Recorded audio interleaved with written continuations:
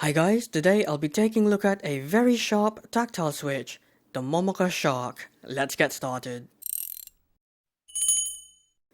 But firstly, a disclaimer, these switches were sent to me by MOMOKA. I wasn't paid to make this review and I will remain as impartial as I can as per usual. Anyway, enjoy the review. Now, the MOMOKA Shark is MOMOKA's first tactile switch. In fact, you might recall that I reviewed their very first switch, the Frog Linear, from a couple years ago, so they're still quite a new business. Also, these switches now have 5 pins as opposed to 3, so they should be more stable in builds, and I think having 5 pins is better by default since you can easily convert a 5 pin to a 3 pin one, but not the other way around. They've also kept their unique top housing design, which I think looks quite weird, but if you like your RGB then you can be thankful here. Now, pricing wise, these are about $22 for 35 switches or $44 for 70 on MOMOKA's website, placing them in the mid-range. And this is what they look like when disassembled. Feel free to pause the video. Now, let's move on to the switch categories.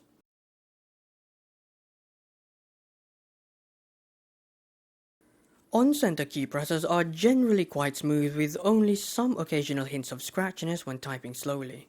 However, off-center key presses are not as impressive, with some switches being scratchier than others and some with binding.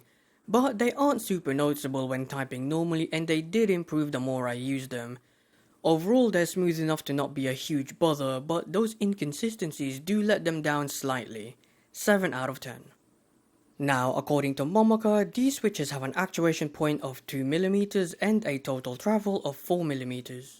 Now, the force curve suggests an actuation force of 55 grams at 2mm, a peak tactile force of 68 grams, and a bottom out force of 65 grams at 4mm. Now, those may seem like pretty typical numbers, but these have to be the most P-shaped tactile switch I've ever reviewed. You can see some force curves now, and I want you to pay attention to the Duroc T1, the U4T, and the Holy Panda. You can just see how different the Sharks are. In fact, it has more in common with the Kale Box Royal in comparison, as you can see. But unlike the Box Royals, these don't have the same issues as those, which is great to see. Additionally, this very short but very tactile design is very nice in practice. I do like it, but I don't really like it over any of the other switches I've mentioned, apart from the Box Royal. Now, in terms of consistency, I'd say these are above average, about what you'd expect at this price point. They aren't mind-blowing, but they aren't absolute trash either. Overall, consistency aside, the combination of a somewhat light spring and a short but very tactile design is a great pairing I'm hoping to see more of. 8 out of 10. Now, these may be the loudest switch I've reviewed, and I think one of the loudest that I know of. Also, since there's so much post-tactile bump travel, I didn't bottom out on them as much, so a lot of the sound actually comes from the upstroke, and it's louder than most. Overall, they probably aren't suitable for office use, but I do like their clacky sound. 7 out of 10. Now, take a listen and enjoy.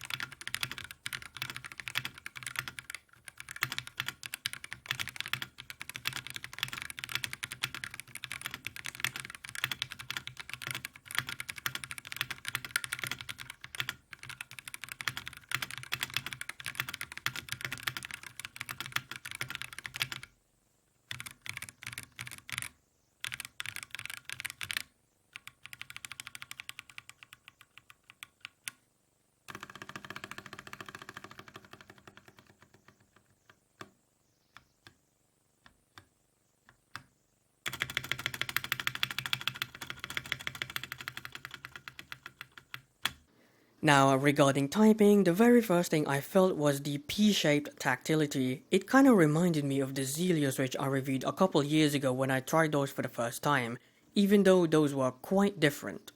Also, as previously mentioned, they have a lot of post-tactile bump travel, so I didn't end up bottoming out on them as much, which made them very comfortable to type on. Additionally, I found these to also be quite satisfying to type on in general due to their sharp and crisp tactility. They honestly could have just called these the MOMOKA Sharp Tactile instead of the Shark Tactile. However, they have one major downside, and that is key chatter.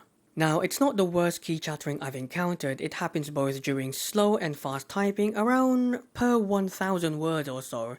And given that these are new switches, it's not a promising sign for long-term reliability. Overall though, they are still a solid option for those looking for a fairly priced tactile switch. 7 out of 10. Now, its short and sharp tactile bump has proven to be dependable for both fast and slow-paced games, which has been very useful as many tactile switches lack the tactility for faster-paced games. Although I have to admit that these are not the perfect switch for gaming, the key chattering issue can get quite annoying in movement-sensitive games like Doom, where you aren't exactly given any breathing room to hide. However, this wasn't as big of a deal in slower-paced games or in games that aren't quite as punishing, and they were also relatively consistent throughout, so it's a very decent performer.